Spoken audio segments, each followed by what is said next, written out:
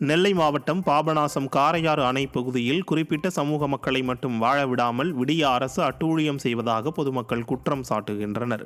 காரையார் அணைக்கு கீழே Karaiyar, Servalar, lower camp பகுதிகளில் 80 ஆண்டுகளுக்கும் மேலாக 132 குடும்பங்கள் வசித்து வருகின்றனர். பழங்குடியினத்தை சாராத இம்மக்கள் இன்று வரை மின்சாரம், குடிநீர், பட்டா போன்ற அடிப்படை வசதிகளின்றி உள்ளனர்.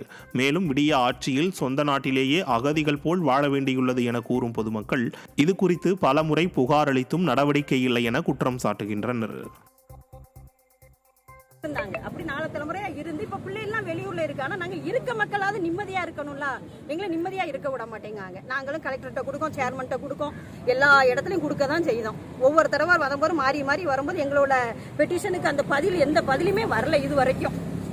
பாதுகாக்கப்பட்ட வனப்பகுதியினால அந்த மாதிரி பண்றாங்க. அப்படின்னா எல்லா மக்களையும் காலி பண்ணணும். ஆனா அவங்களுக்கு எல்லா வசதியும் செஞ்சு கொடுக்காங்க. கவர்மெண்ட் செஞ்சு கொடுக்காங்க. நாங்க செஞ்சு கொடுக்கோம். நாங்க பூர்வீகமா இருக்கோம். கிருஷ்ணகிரி மாவட்டம் ஊத்தங்கரை அருகே உள்ள அனுமந்தீஸ்வரர் ஆலயத்திற்கு அருகே குப்பைகள் கொட்டப்படுவதால் பக்தர்கள் அவதியடைந்துள்ளனர். இந்த ஆலயத்திற்கு அருகே செல்லும் தென்பெண்ணை ஆற்றின் கரையோரம் உள்ள அனுமன் தீர்த்தத்தில் குப்பைகள் கொட்டப்படுவதும் பக்தர்கள் ஆடைகளை அங்கேயே விட்டுவிடுவதும் வாடிக்கையாகியுள்ளது. இதனால் சுகாதார சீர்கேடு ஏற்பட்டு சிரமத்திற்கு ஆளாவதாக பக்தர்கள் தெரிவித்துள்ளனர். ஆலயங்கள் அருகே தூய்மையை பராமரிக்க இயலாத நிலையில்தான் விடிய அரசின் அறநிலையத்துறை உள்ளதாக பக்தர்கள் கண்டனம் தெரிவித்துள்ளனர். சிவகங்கை மாவட்டம் படமாத்தூரில் சேதமடைந்த பயணியர் நிழற்குடையை சீரமைக்க விடிய அரசை கிராம மக்கள் வலியுறுத்தியுள்ளனர். மதுரை தொண்டி சாலையில் அதிமுக ஆட்சியில் சிறப்பாக கட்டப்பட்ட பயணியர் நிழற்குடை விடிய ஆட்சியில் பராமரிப்பின்றி விடப்பட்டுள்ளது.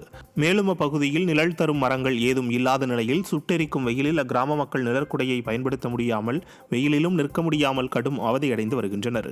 இதுகுறித்து பலமுறை புகார் அளித்தும் ஸ்டிக்கர் ஸ்டாலின் அரசு கண்டுகொள்ளவில்லை என அப்பகுதி மக்கள் குற்றம் சாட்டுகின்றனர். அரியலூர் மாவட்டம் ஜெயங்கொண்டம் ஒழுங்குமுறை விற்பனை கூட அதிகாரிகளை கண்டித்து விவசாயிகள் சாலை மறியலில் ஈடுபட்டதால் பதற்றமான சூழ்நிலை நிலவியது. அறுவடை பயிர்களுக்கான கொள்முதல் டோக்கன்கள் வழங்குவதில் அதிகாரிகள் 3 நாட்களாக காலதாமதம் செய்வதாக குற்றச்சாட்டு உள்ளது. இதனை கண்டித்து அப்பகுதியைச் சேர்ந்த திரளான விவசாயிகள் திருச்சி சிதம்பரம் தேசிய நெடுஞ்சாலையில் மறியலில் ஈடுபட்டதால் போக்குவரத்து பாதிக்கப்பட்டது. விவசாயத்தை அழிக்கும் முனைப்புடனேயே திறனற்ற திமுக அரசு செயல்படுவதாக குற்றம் சாட்டப்பட்டுள்ளது. நேற்று எடுத்துகிட்டு வந்த எல்லை என்ன எடை போட்டு மூட்டை கொடுக்கல, எங்கள் மூட்டையை உள்ளாரையே அடுக்கக்கூடாது அப்படின்ட்டாங்க. எடுத்துகிட்டு வந்த பொருளையே வெளியவே எடுக்க சொல்கிறாங்க. நாங்கள் ரொம்ப சிரமப்பட்டுக்கிட்டு இருக்கோம். இன்னும் டோக்கன் போடல, எதுவுமே பண்ணவே இல்லை. எங்களுக்கு அரியலூர் மாவட்டம் ஜெயங்கொண்டம் அருகே உள்ள மீன்சுருட்டி கல்லாத்தூர் சாலையை மாநில நெடுஞ்சாலையாக மாற்றக் கோரி அப்பகுதி மக்கள் கருப்பு கொடி ஏற்றி ஆர்ப்பாட்டத்தில் ஈடுபட்டனர்.